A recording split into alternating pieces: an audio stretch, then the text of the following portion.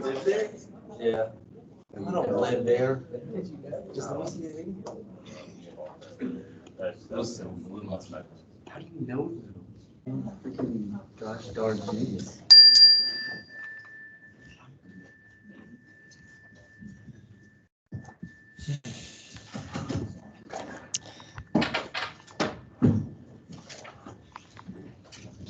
All right.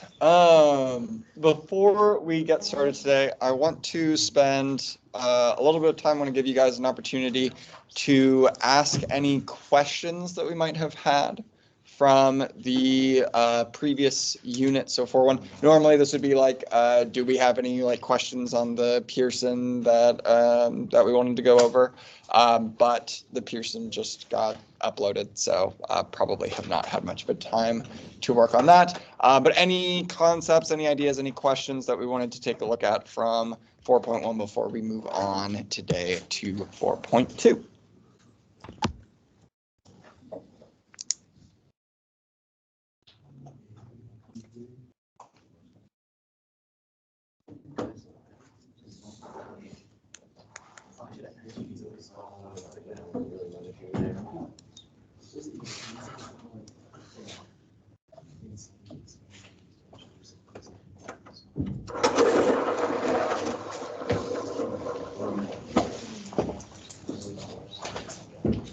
Feeling okay on it all? Nothing that we want to cover really quickly?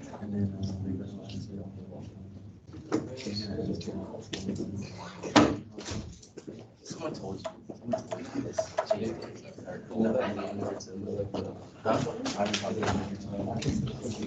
It's not. It's just funny to me.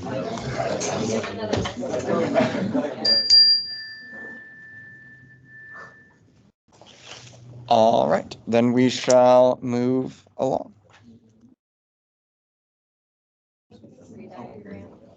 Go over the tree diagram? Yeah, sure.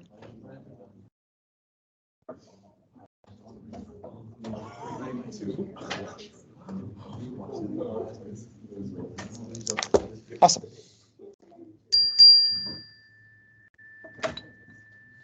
Let's be a lot more drained and tired for Thursday, 5th period class, you know. Cool. Let's take a look at, we can do an example of the tree diagram. When we are talking about the tree diagram, we are going to be only really using this to refer to compound events. All right, so this is going to be a way in the future to look at a way to like quickly calculate the probability of a particular outcome, which is a pretty cool application of it. But then it is also going to be just kind of a way to keep track of all possible outcomes kind of at the end. So let's take a look at what would like a nice simple compound event be that we could look at.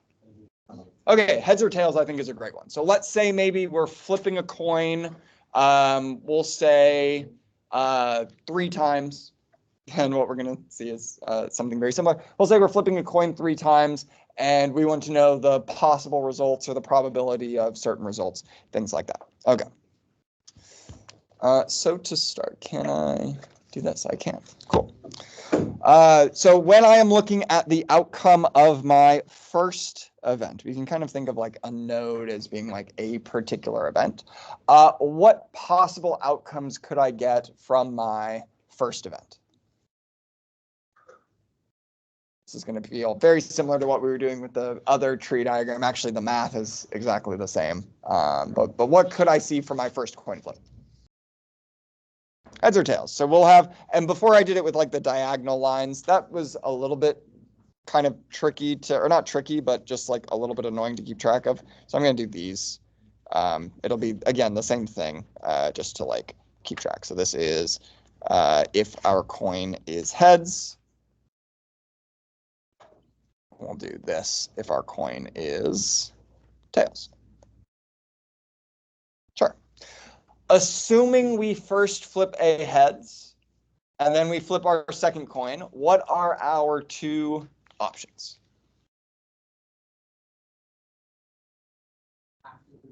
After we flipped our first coin, it's come out heads. What are our two options? Okay, heads or tails again.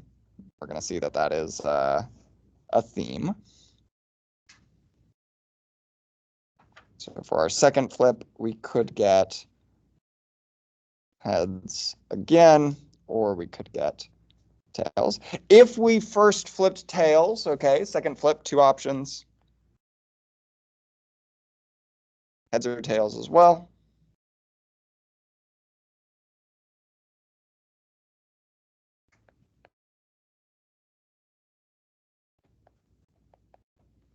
Okay. And then, of course, the third flip is going to be, exactly the same. All very uniform here.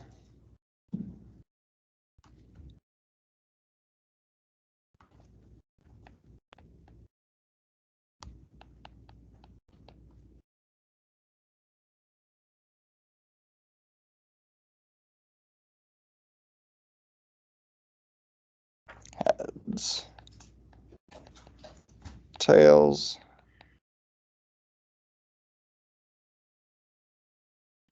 Okay, and we haven't really looked at a lot of the utility behind this, but I want to give you a slightly more complicated probability question that will allow us to see why something like this might be actually useful. Beyond, again, just kind of giving us a list of all possible outcomes. Why might a diagram like this be nice, be particularly good to have? So this could be heads. Or this could be tails. This could be heads or tails. Okay. So let's do this is going to be what is called a Bayesian probability question. Let's think about the probability of ending up with two heads. Or actually, we'll do better than that. We'll say the probability of ending up with at least one heads if the first flip is tails. We could just do the probability of at least one heads, and that would be fine. But again, this kind of element of if the first flip is tails, what is going on here? And this actually gives us kind of a really, really nice way to compute this. So for instance, if the first flip is tails, we can go to this as our starting node. Right? This is the event. All of the events that happen to the right branching out from that node are going to be events that happen after the first flip is tails. And so we could then analyze this and say, okay, well, what is the probability going to be that we see heads more than once? Well, for our first kind of thing here, we get tails once and then heads twice. We get tails, heads, tails here. Tails, tails, heads, and then tails, tails, tails. So what is the probability if the first flip is tails that we have at least one heads? 3 out of 4 possible. We adjust our sample space, we adjust our starting point based on that initial condition of knowing the result of the first one. What is the probability? We'll say, what is the probability of our result being greater than or equal to one head? So again, at least one heads. If the first flip is heads. Well, logically, if the first flip is heads, then how many of these should end up with at least one coin that ended up heads? All of them should, so that probability should just by logic be 100. But we can check that really quickly by going to this node here and saying, all right, well, for those outcomes, we have all 3 of them being heads. We have 2 heads and a tails. We have a heads, a tails, and a heads, and then a heads and 2 tails. And if we ask the question, how many of them have at least one heads? The answer is all 4. You could do 4 out of 4, you could do 1, whatever you want to do. 100% of the outcomes are there. So it's just like a nice visual way to kind of keep track of all of the probabilities. And then when it becomes really useful, kind of the thing to note here is we're assuming that our coin is fair. Actually, I guess we haven't made that assumption because we're not actually like, no, we are. We're calculating probabilities. We're assuming that our coin is fair. We're assuming that there is a uniform likelihood of seeing every single one of these particular outcomes. If that weren't the case, if our coin was maybe weighted to be like 60% heads, 40% tails, or like 70% heads, 30% tails, if there was a different kind of probability for each of these events, this would also give us a really, really quick, fast way to calculate the likelihood of landing at a particular end value, which we will look at later. So it's kind of, for now, it's a nice way to organize our information. In the future, it's going to give us a really nice, quick way to calculate compounding probabilities, which is cool.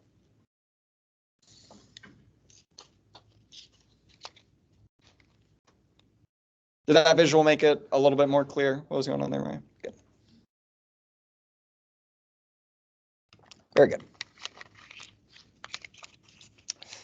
Cool. The thing that I want to kind of re-highlight is, again, this just basic idea of probability. We are taking a look at, out of all possible outcomes, how many of those outcomes lead us to success, right? So in this case, if we're saying we want the probability of seeing more than one heads, of the 4 possible outcomes, given the condition, right? We limited our sample space. We're only looking at the bottom 4. Given that condition, how many of those have at least one heads? Well, we can see that there is only 1 of them that did not. 3 of the 4 did. So 3 of the 4 would be our probability, right? 3 of our sample of 4 worked. What we're going to be looking at today is a way to deal with some of those OR statements that we were looking at prior. And this ends up being a little bit tricky. It ends up not being too horrible kind of once we get a hang of it.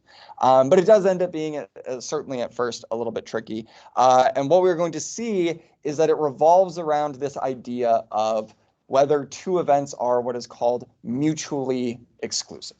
So we're going to go ahead. We're going to start this by defining mutual exclusivity. What does it mean for 2 events to be mutually exclusive? We're going to unpackage that definition a little bit, and then we're going to look at what that does to probability and what we're allowed to do with probability as a result.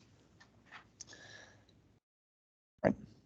So 2 events are mutually exclusive, and again, okay, so I'm using event here a little bit loosely. When I say an event, maybe a better way to characterize that is like a particular criteria for an outcome, right? So, for instance, whether I'm rolling a 1 or a 5, or whether I'm flipping a coin and getting heads or tails, right? Those are like the quote unquote events that I'm talking about. Whereas up until this point, an event has been like the actual coin flip or the actual dice roll or the actual like whatever thing that we're doing that's generating that probability. So when I'm talking about events in terms of mutual exclusivity, think of event as just being like a descriptor for a desired outcome. This is like what determines success or what determines failure, things like that. Okay. So we would classify A and B. You think of them as events A and events B, or again, event loose, or set A and set B as being mutually exclusive.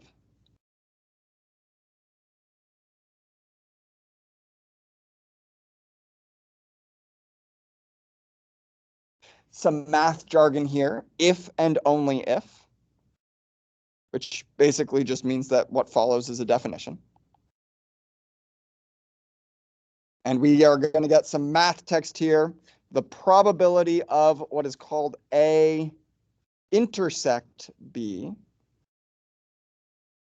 is equal to 0.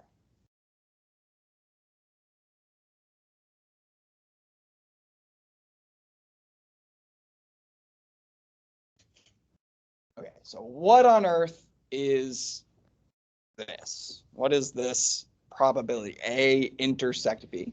Well, let's consider two different criteria. We'll call the first one like criteria for success A, and we'll call the second one criteria for success B. All right. What do I know about the outcomes that fall into my light pink region here? They satisfy A, right? This would be A fits the bill. Does B fit the bill for my light pink region? No, but A does, and oftentimes that's like good enough for what we're looking at, right? So this would be, we would say, satisfies A. Okay. What about our light blue region? This satisfies B. And in particular, it's that it satisfies only A and satisfies B as well, only B. Okay. And then what can we say about that purple region, that intersection between our two kind of bubbles here? It satisfies both A and B. These are going to be outcomes that satisfy both A and B. Okay. So what does it mean for us to be mutually exclusive? Well, one way to think about it is we need that intersection to be 0. But the way to interpret that, what does it mean for the intersection to be 0? It means there can't be outcomes that satisfy both A and B simultaneously. All right. So we could translate this to saying that there are no outcomes that satisfy both conditions.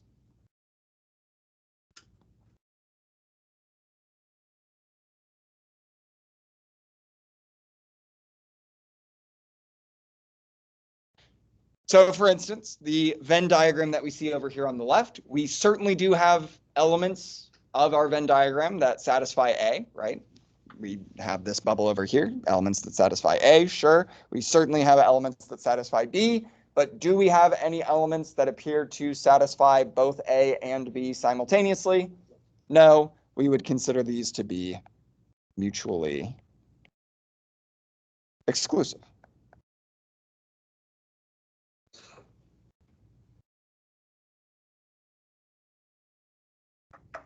Whereas what we see here, where there are elements that satisfy both, these would be not mutually exclusive.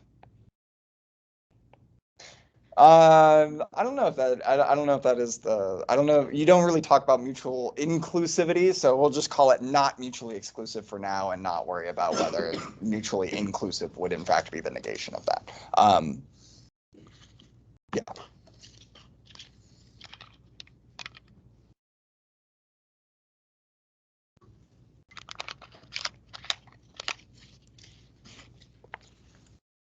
Okay, linguistically, what does this intersection represent? So if we're thinking of A intersect B, well, what did we describe elements that fit into that category as? An element that I find in the purple area is doing what? Satisfies both A and B. So the probability of A intersect B is maybe the same as like the probability of A and B at the same time. So this little intersect symbol is just the same thing as the word and, right? We've been dealing with intersections already with this stuff that we've been doing. It's just we haven't been using the intersection symbol. We've just been using the word and. So like whenever we were asking before for like the probability of rolling a number greater than 4 and an even number, it's the intersection of these two events. What elements of each set satisfy both of these conditions? And notice we pulled up both of the sets and we said, okay, the one that works is the one that we find in both, right? The one that satisfies both conditions.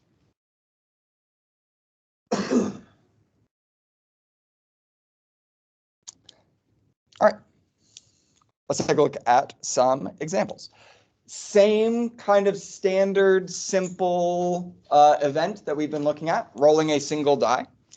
We're just going to go through, we're going to try and figure out, do we have elements within our sample space that, or do we have outcomes within our sample space that fulfill both of these conditions, or do they only fulfill one at a time? Are there none that fulfill both? So first example here, the event of getting an odd number or getting an even number. Do we have any elements that fulfill both of these criteria at the same time? No.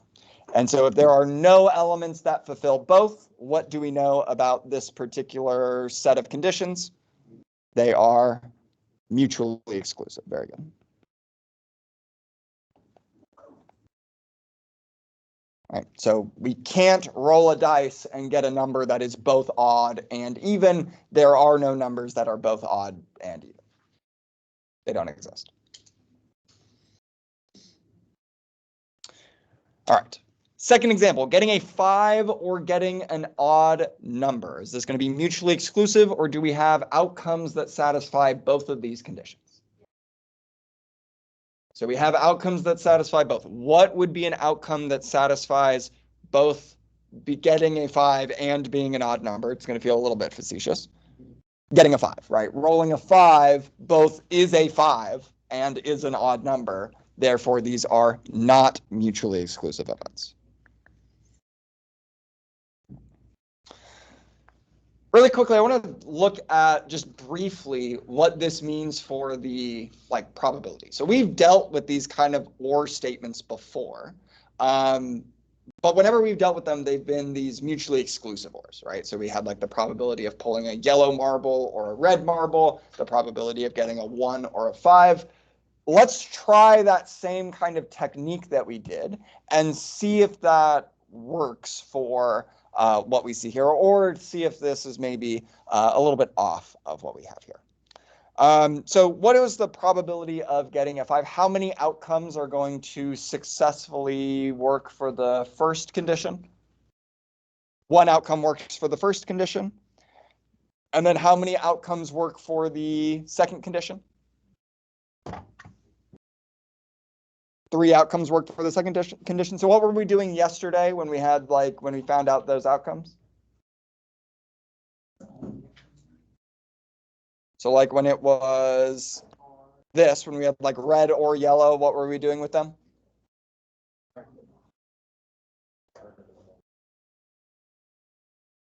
Adding them together, right? We had, for instance, here 5 different possibilities that would satisfy condition A, 6 possibilities that satisfy condition B. So adding them together, there are 11 possibilities that satisfy one or the other.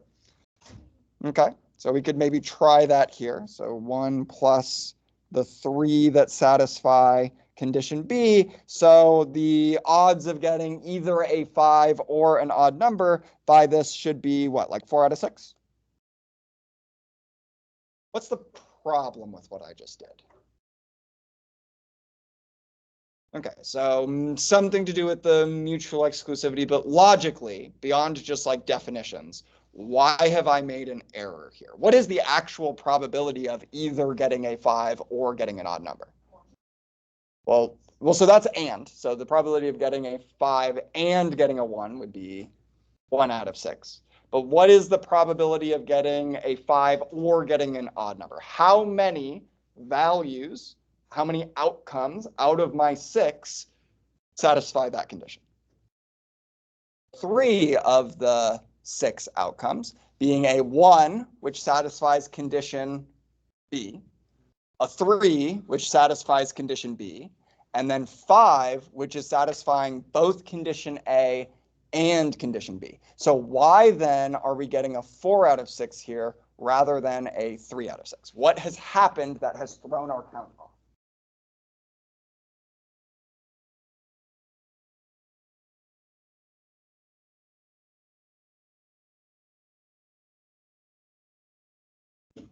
What we're seeing one more outcome than what we want. So why do we see one more outcome than what we would expect? Say again? Okay, so why is that giving us one more outcome than what we would expect?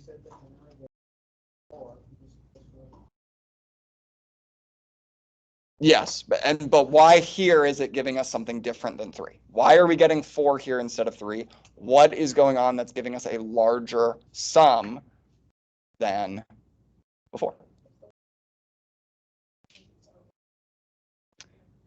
Okay, so something to do with subsets is certainly kind of the math underlying what is going on here. But just on like a counting principle, what did we do? What mistake did we make? What elements does that 1 represent that we're adding to that 3? What elements, what outcomes? The 5. Okay, what elements does the 3 represent? 1, 3, and 5. So what's the problem? Why can't I just add those together? How many? 5 is represented twice. We are counting 5 both when we're looking at the number of ways to do A and when we're looking at the number of ways to do B. The problem with this is that it counts 5 twice, which is what Liz was getting at with what she was saying. So this counts 5 twice, and so gives us a number that is too large. We're going to look at how we adjust it. Think kind of as we go, what could we do to this to make it so that, we're not accidentally counting numbers twice. Okay, taking a look at our next example, getting an odd number or getting a number less than 4. Is this going to be mutually exclusive, or do we have outcomes that satisfy both conditions? What elements satisfy both being less than 4 and being an odd number? 1 and 3, very good. So if we were to, again, do our probabilities, 1 would be counted twice and 3 would be counted twice, and we wouldn't want that. Okay. And then the odds of getting a 1 or getting a 4, are these going to be mutually exclusive, or is it possible to get an outcome that is both 1 and also 4? These are mutually exclusive, right? If we roll a 1, then we have definitely not rolled a 4.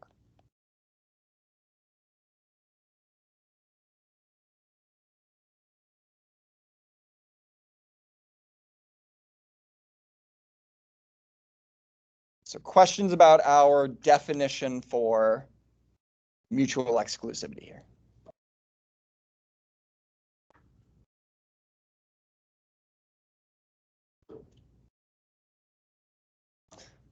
Okay.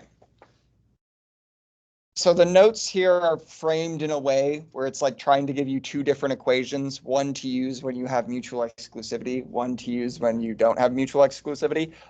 That's complete bogus. There is one way to calculate the probability, and it just so happens that when we have mutually exclusive events, part of the equation simplifies a little bit. So we're just going to start with the larger equation and then work our way to what it would actually mean if we had mutually exclusive events. So we've already addressed the fact that when our events are not mutually exclusive, we can't just do our normal or statement thing of adding the number of results and adding the number of results for A, adding the number of results for B, and just running with it. And what was the problem that we ran into? What was the issue here? What's true about any element that's shared between both outcomes or both conditions? So not mutually exclusive, which means what happens with those elements when I'm trying to do my counting? They get counted twice. Okay, so the problem that we run into is that if I were to just add A and add B, then this entire purple region here gets counted twice. Okay, so what's my fix? What can I do to kind of adjust my probabilities to make it so I'm not counting that region twice? We do want to count that region. We just don't want to count it twice. So what should I do? Count it once. How can we adjust from counting it twice to counting it once?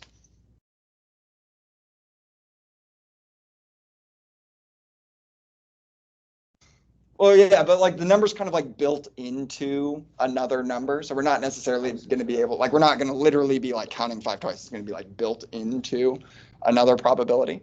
So what can I do to get rid of it? We could think of dividing a piece of it by 2. That would work. But then again, we have to kind of like tease out what piece we would then be dividing by 2.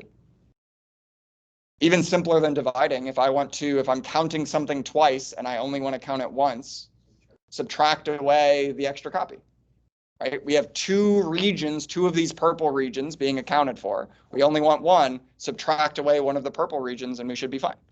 What was this purple region? What did this represent? The outcomes that are shared by both, or the intersection between the 2 sets. So if I want to figure out the probability for just any 2 events that are occurring, again, events being loose, the probability of what we might say A or B, which you will sometimes see written as the probability of A union B. These are the same thing. Just like how the upside down version, the intersection is and, this version that looks like a U is or. This is going to be the probability of A plus the probability of B. But then I've potentially overcounted the intersection. And so we are going to subtract away an instance of the intersection here.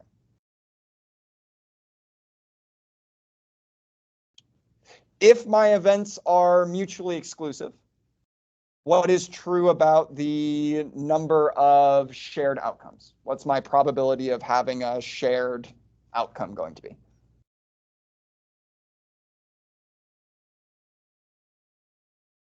What are my odds of getting a 1 and a 4?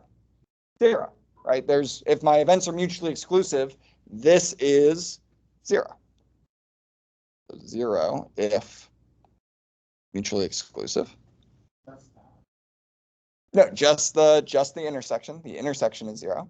And so if the intersection is 0, then for mutually exclusive events, or not events, but again, mutually exclusive conditions, mutually exclusive sets, the formula simplifies to just being the probability of A plus the probability of B. That's why we were able to do that yesterday, right? We were able to add 5 and 6 to get the total number of red or yellow marbles because there weren't any marbles that were both red and yellow. There was nothing that we were counting twice. We subtracted away 0 and we're perfectly happy.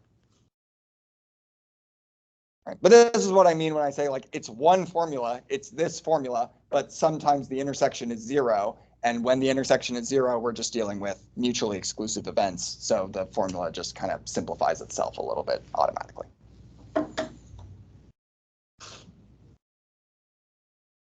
But again, like rather than memorizing 2 things, why not just memorize 1 thing that you already have to memorize? It's already one of the 2, and then just apply it in this base case. So for instance, taking a look at an example here, we are trying to figure out, again, simple event going on. We are taking 1 jelly bean from a whole bunch. What is my sample space size?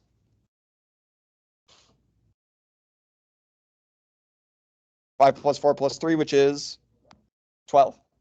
So what is my probability of drawing a yellow jelly bean? Yeah, 3 out of 12. You could do 1 out of 4 as well. I'm going to leave things as out of 12 just to kind of show it's literally 3 jelly beans out of 12 possible jelly beans that we could pull. What's my probability of green?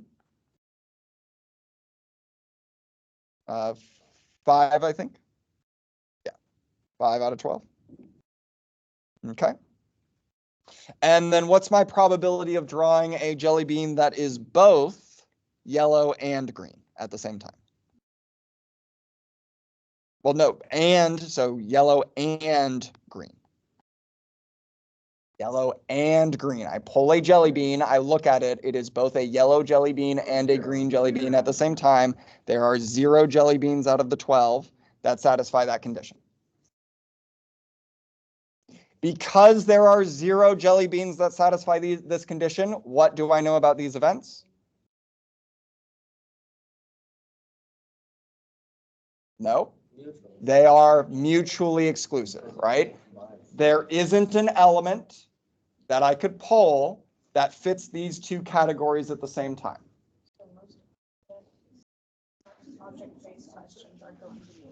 Probably. If I gave you a marble that was like half red, half yellow, that was technically being counted in both, but I'd have to come up with something a little bit contrived like that, right? What happens if the jelly beans melt? If they melted together, well, that'd be like a jelly bean that's both yellow and green, and then we would have to take that into account. Then it wouldn't be mutually exclusive anymore. Okay. That wouldn't happen like on a quiz. No. Well, I could use that, but I'll make it very, very clear that like the jelly bean is being counted in both the yellow count and the green count. Yeah, I would make it very clear. Okay, so what is our probability here? Well, the probability of getting a yellow or a green, taking the sum of the two, subtracting away the intersection, this should be 3 out of 12 plus 5 out of 12. While we're here, let's go ahead and say minus 0 out of 12 because there's no intersection for a probability of 8 out of 12.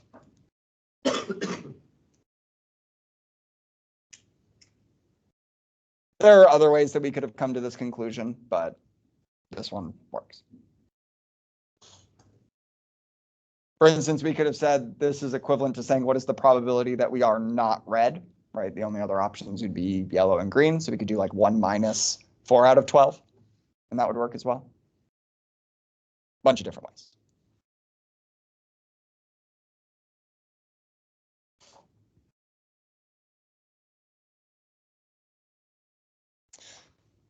Okay, when we are actually generating these Venn diagrams, when we're kind of filling them out, a couple of things to mention.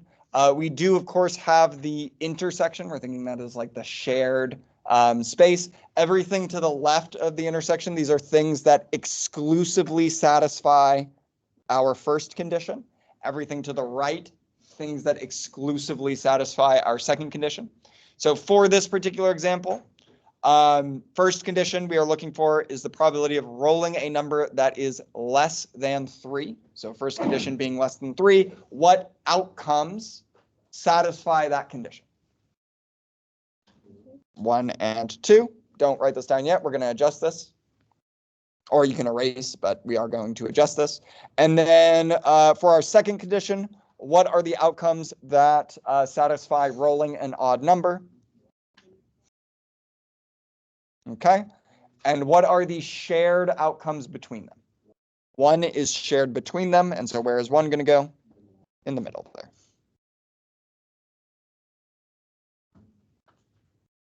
And so what is the, well, actually before that, what elements have we not seen so far in our Venn diagram?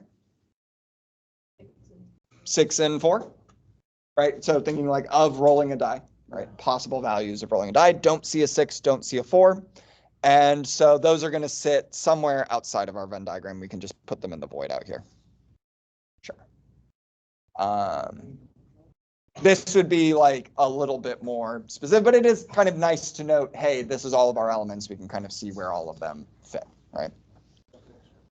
Okay, how many outcomes do we have total? Again, total overall. 6 total. How many of them fit within one of our 2 bubbles, one or both of our bubbles? 1, 2, 3. I see 4 out of 6. 4 out of 6 because we are making sure that we are not double counting the 1 that would technically fit in either bubble. Ignore this use of the word compound, it's wrong. Incorrect.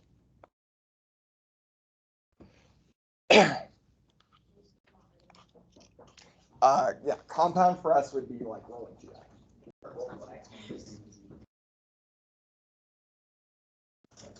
These are not compound events. These are like compound conditions. Right? We're looking at more than one aspect of the outcome in order to determine. Are you putting this down on ours yet? Oh yeah. This is correct. Yeah. I just wanted to move the 1 into the middle section.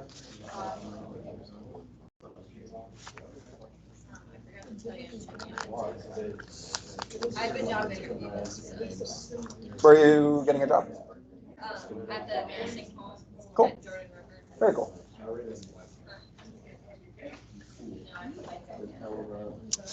Okay, we have already done this formula. This is the formula that we addressed at first, right? So what is the probability of A or B? What do I do? A, probability of A plus the probability of B minus intersection B. And again, just to remind ourselves, why do I have to subtract away the intersection? Otherwise, it gets counted twice. Very good.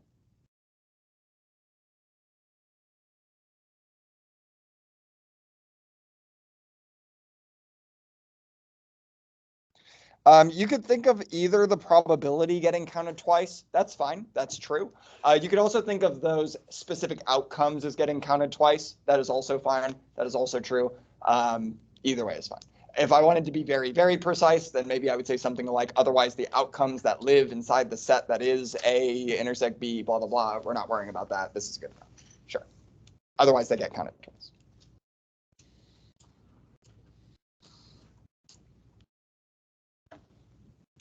All right, take a moment. Got a couple, 3 different card examples that I'm going to have you guys work through here. So figuring out the probability of these kind of 2 conditionals, and then we will take a look at these together. I'm going to give, we'll say, like 5 to 10 minutes. Take a stab at these, again, thinking about the intersection, thinking about how many elements satisfy at least one of these. 2 and 52.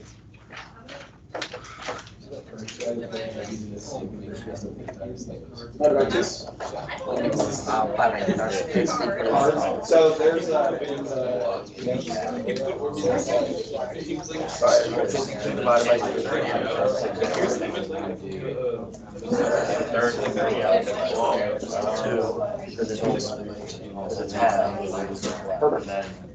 and then what are the ones that we ran the risk of counting twice? Is it?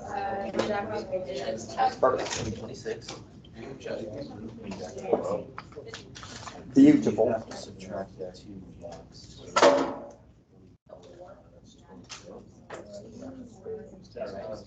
So how many, so I think you did this twice.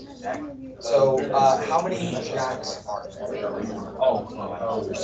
Yeah, so you automatically took them away. So you like subtracted them twice. So 4 out of 52. So 4 out of 52, and then 26, and then we need to subtract the 2 that we already made. So we add these first, and then subtract. Right, because if you think about it, all of these. So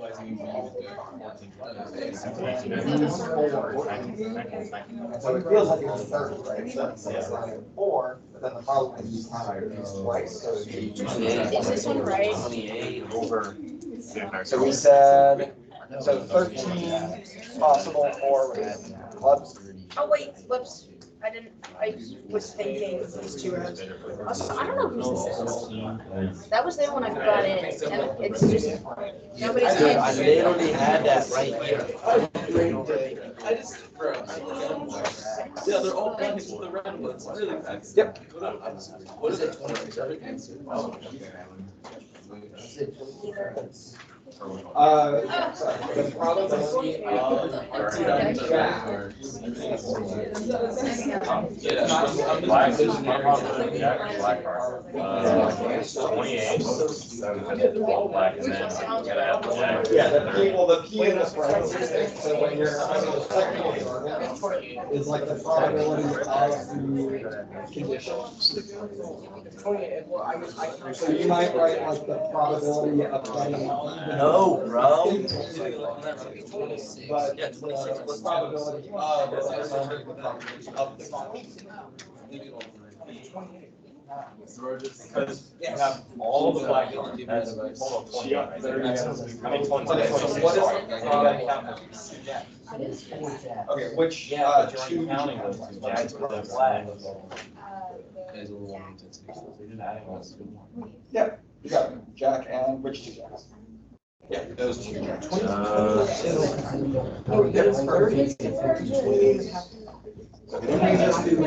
are two cards that we counted.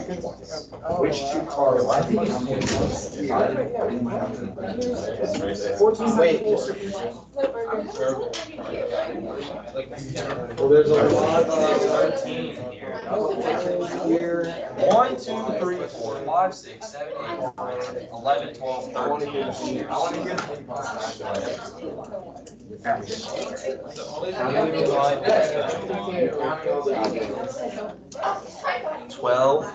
plus 12 is 24. Yeah, this looks, how much overlap do we have? Do we have 4 cards that satisfy both conditions? So we only have 2 cards. So we want to count those cards at least once, so we only subtract 1. That looks great. What are these 2 events? These 2 events, is it possible to get a card that is both a spade and red? So these are creatures. These 2 look great. Is it possible to be both an administrator and a male? Right, but I'm asking, is it possible to be, are we possibly overcounting? So which people have an overcounted? Yeah.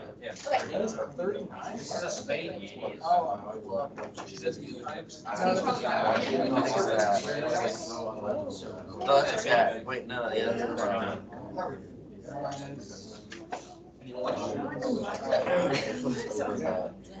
13 plus 1, 2, 3, 4. It's just such a, it's okay.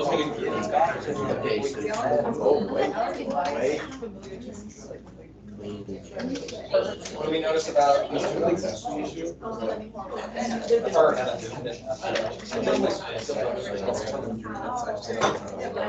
Oh, wait, you just do 13. If there aren't any elements that overlap, they draw. That's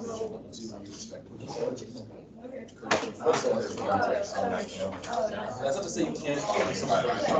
Yeah. 13 plus. But you don't need to. Usually I can check some of myself. I think Okay. 19. Have fun storming the castle. Hey, all you have to do is subtract the ones that you've already counted. So if this is clubs, you only have to subtract 1.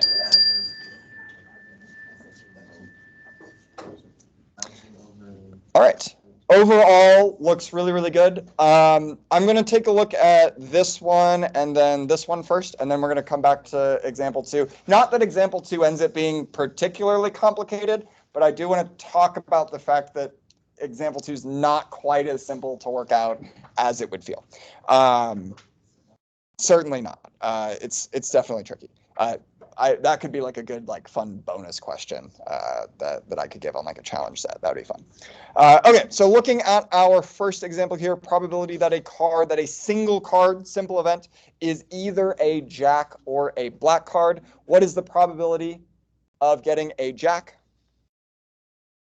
4 out of the 52. What is the probability of getting a black card? 26 out of 52. And which cards have I just counted twice? The 2 blackjacks, right? The jack of spades and the jack of clubs have been counted in both of these counts. And so what do I have to subtract away? 2 out of 52 to get a total of 28 out of 52, which you are more than welcome to simplify. But again, my key thing here is I'm just trying to highlight the fact that there are 52 possible cards and 28 of them would give us success. All right. What's up? 26 minus 2. So 4 plus 26 minus 2, you can do it in any order. It doesn't matter. All right. Figuring out the probability of a card either being a spade or a red card. What is the probability of a card being a spade? How many cards? 13 spades. All right. How many cards are red? 26. And then how many cards are both spades and red?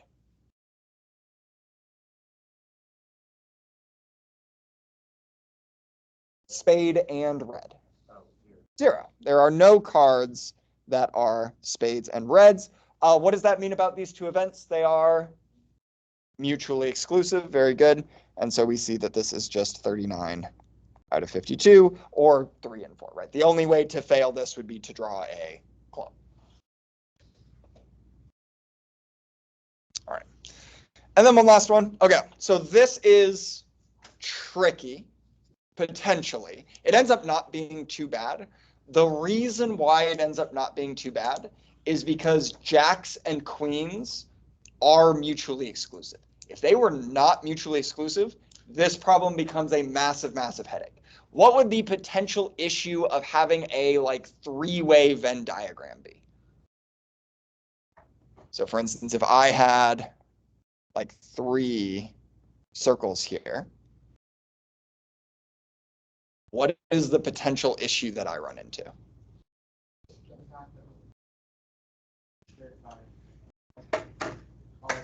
Yeah. So rather than just seeing a bunch of portions that are shared by 2, which there are several, right? We have several portions that are shared by 2.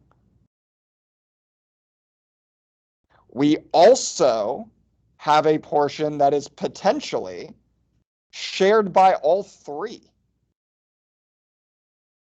Oh, goodness. What would I need to do with the elements that show up in all 3 of my conditions? I would need to subtract them. How many instances of those elements would I need to subtract? So if I subtract all 3, but okay, so I need 1 left. So I would need to subtract 2 of the number of elements that kind of fit into that middle.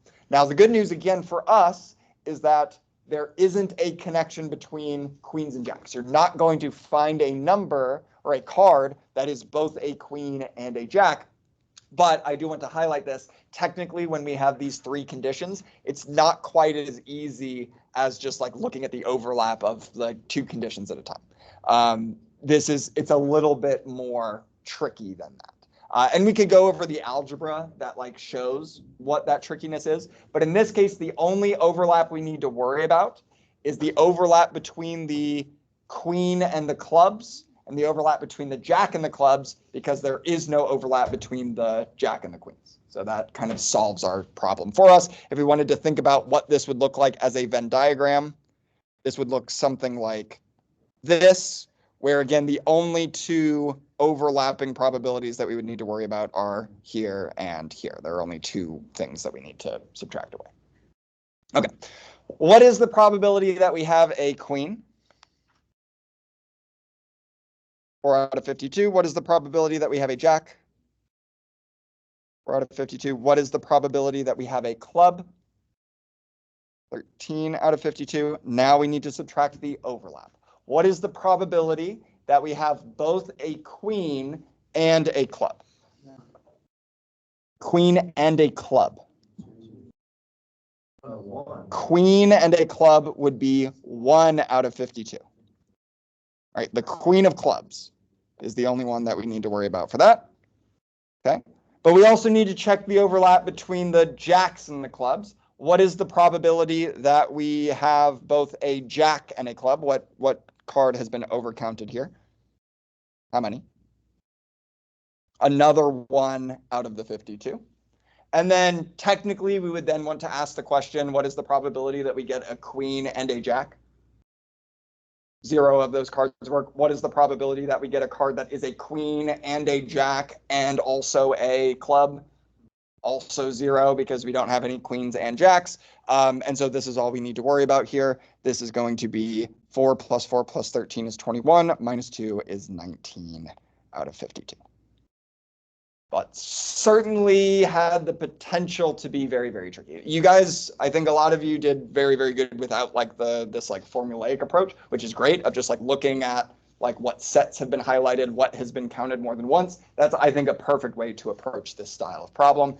But I do want to highlight that going from looking at 2 or conditions to 3 or conditions is a lot more complicated than what it initially feels like. It's actually pretty hard to untangle that in an easy way, because now all of a sudden, instead of 1 overlap, you have like 4 areas of overlap, and one of them is counted 3 times rather than being counted twice. So just a layer of trickiness here. A layer of trickiness that we don't worry about, or that we don't run into. All right, questions about our card examples?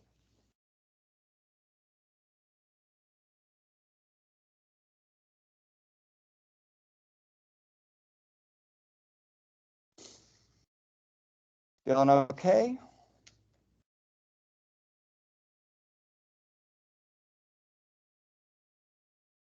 Cool. We'll take a look at this one more. We got 2 more that I'd like to cover. This is all like the same stuff. It's basically just examples. So 2 more relevant ones that are like somewhat unique. And then I'll give you guys the rest of this time to work. Looking at this table here, trying to figure out various probabilities about different aspects of teaching staff. We need to find the total number of people who fit into particular categories. For instance, how many administrators overall do we have? 5. And then how many teachers overall do we have?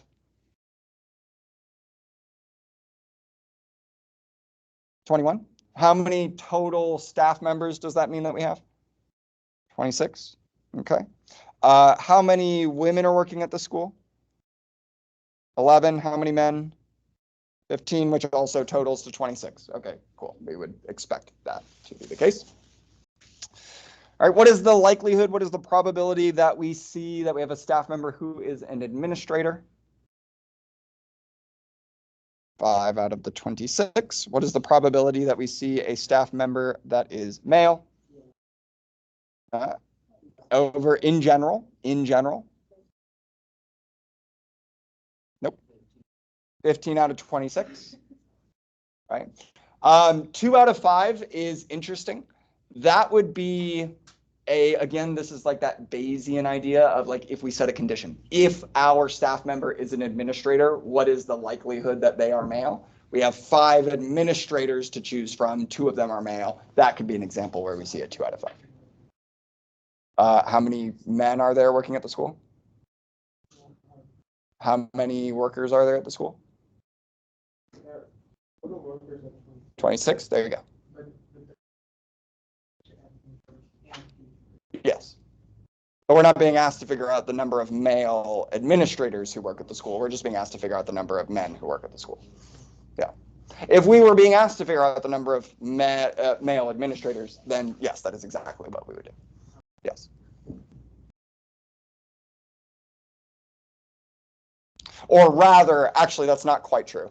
Rather, if we were looking at the number of administrators who were male, that is closer to what we would do. Again, it comes to Bayesian, where you would have to set a smaller sample space to then take a look at that smaller sample space. So like, yeah, given that we are looking for an administrator, how many of them are men? Yeah, very good. Okay, and so then probability that we either are getting a staff member who is an admin or getting a staff member who is a male. How do I set this up? What do I do?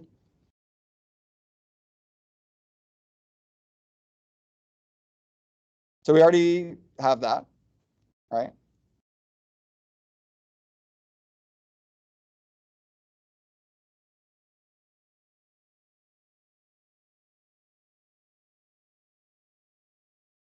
Five out of 26 plus 15 out of 26, except what have I just accidentally done? I've counted a group twice. In particular, I have counted this group twice. And so I need to subtract 2 of the 26 who are included in both in order to get 18 out of 26.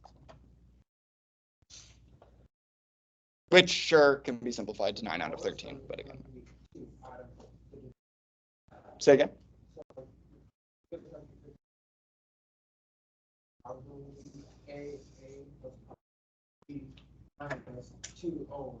Not necessarily. It'll be number of elements that fall under both categories that you're subtracting away.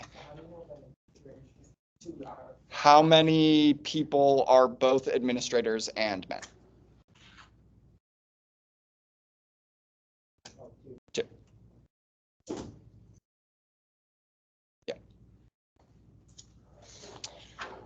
Okay, I wanted to look at this purely empirically, really quickly. I think these should be even easier than without the context. This is like going from word problems to just non-word problems. So I would expect this to be a bit of a step down. That being said, people can be thrown off when things are presented in a way that they're not accustomed to. For instance, we've been presenting everything as like fractions. Now all of a sudden it's presented in decimals. Those are fundamentally the same thing, but we just need enough fluency to be able to work with either. So let's consider this diagram where this is our condition A, this is our condition B. How much overlap do we see between these two conditions? What is our overlap here? A and B, which is 0.16? Yeah, so 0.16 is contributing to A, and that 0.16 is contributing to B. So we know that A overall represents 36% of our data, including the 16% that it is sharing with B, which means what percent of our data falls under the category of just fulfilling condition A without fulfilling condition B? What am I going to put over here? Okay, how do we get that? Very good. This is just our total of everything that falls under category A subtracted by the overlap. Okay, not too bad. What percentage of our data falls under just category B, not category A? So 42 is the whole bubble, but what do I need to do to the 42%? Subtract away that 0.16, I get 0.26. Is that all of our data covered within those buckets? How much of our data is that? In all of them. So across the board, how much data do our bubbles account for? 52? No, it has to be more than that. It should be more than that, I think. 62? 0.17. Thank you. 62, right? 0.2 plus 0.26 plus 0.16. 62? Yeah. Okay. So if we have 62% of our data inside the bubbles, how much should be on the outside, like void area here? 0.38. This would be like the probability of not seeing A and the probability of not seeing B. Okay. So a lot of complement stuff there, but if we fall within that category, then we don't fit into either of the bubbles. So we don't fit into A and we don't fit into B. Very good. And then again, just kind of looking at this empirically, purely from a numbers perspective, if we have defined probabilities for these conditions, how would I find the probability of X or Y?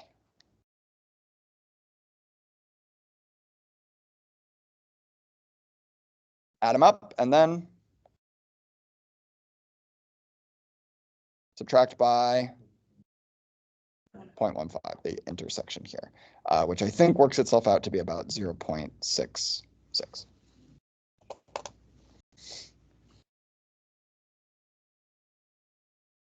Just to make sure that that 15% that they share doesn't get counted twice. Would these be mutually exclusive events?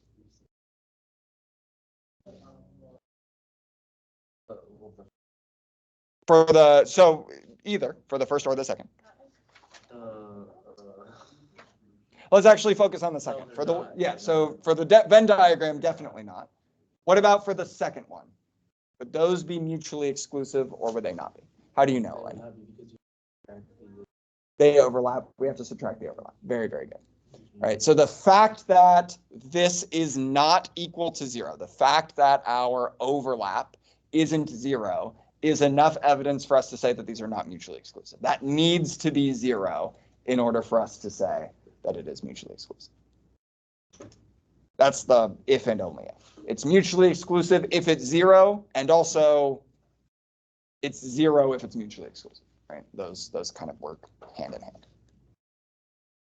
All right, questions about mutual exclusivity?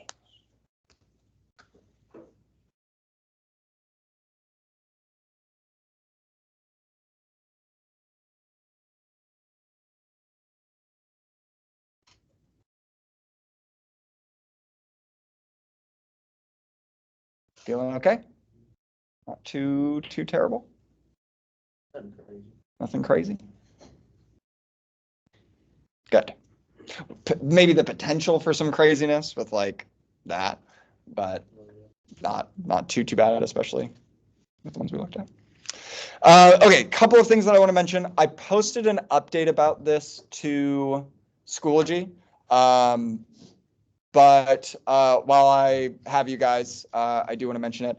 So first of all, 4142 posted to the Pearson. So you guys have access to that. I'm going to give you the rest of this time in order to work on that. I wanted to mention, the update that I sent out over Schoology, just a couple of things to clarify. It's all in there, so if you need to refer back to this, then I can. And I will say, I think this class in particular has been the strongest class at making sure that they're doing all of their classwork, which is fantastic. That's really, really good. Awesome. So this applies to like very, very few people in here, but I do want to just mention it while we are here. When we have, just to clarify a couple of things, when we have an assignment due date, which is always going to be the day of a test, I give everyone, this is just per school policy, everyone has a week from that point to submit the assignment for late credit. All right, so if you forgot to do the classwork, test rolls around, you have 5 school days to get that in. That should automatically be reflected in Pearson. You should be able to attempt that Pearson until that point, at which point it closes, and when it closes, it's done. I don't want people coming to me on week 8 of Q3 being like, hey, can I possibly do this assignment in order to boost up my grade? The answer will be no. I am not going back to assignments that we had from week 2 and opening them. It's a pain in my butt. I don't want to do it. So we're not going to be doing that. That being said, I did forget to last kind of Unit 2 set of material. I forgot to post to the Schoology updates to let you know that the deadline was going to elapse. So technically we are beyond the point where I should be accepting those for credit, but because I forgot to let you know, I have gone ahead and opened them for another 2 days. So you have until Friday, if you did not do the Unit 2 classworks, to get those in for up to a 75% credit. Now about the 75% credit, that is the maximum value that you can get on those assignments, but that does not mean that getting a 75 on the assignment will get you that 75% credit. I will be taking 75% of your score on the Pearson and using that as your grade, unless you score a 90 or higher, at which point I will just consider that assignment completed and give you the 75. So if you complete the assignment that is late to a 75, then what you are probably going to get on that assignment is about a 60. 75% of 75 is about 60%. So just be forewarned that it is not just like a 75, an 80, a 90. Those are not all the same. You need to get up to a 90 to get that full 75%. Additionally, so we had these packets. I do have them for one.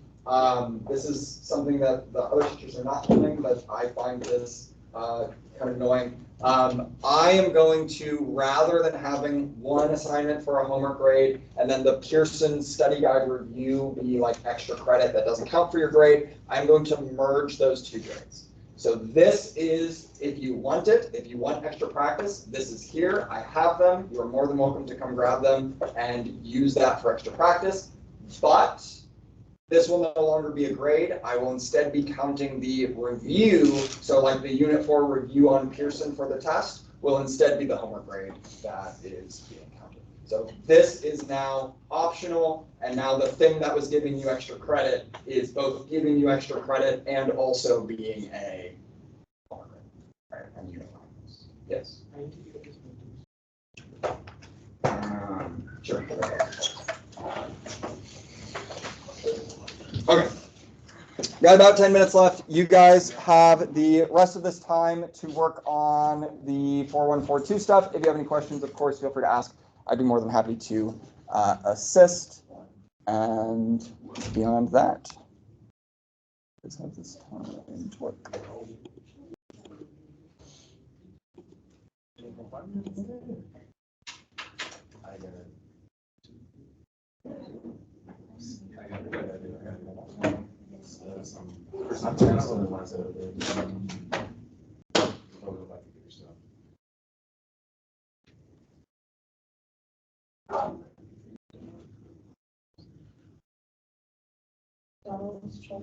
Do you know it by heart? Sorry, I was talking with that yesterday, so it's really weird. I remember it all the time. This is funny.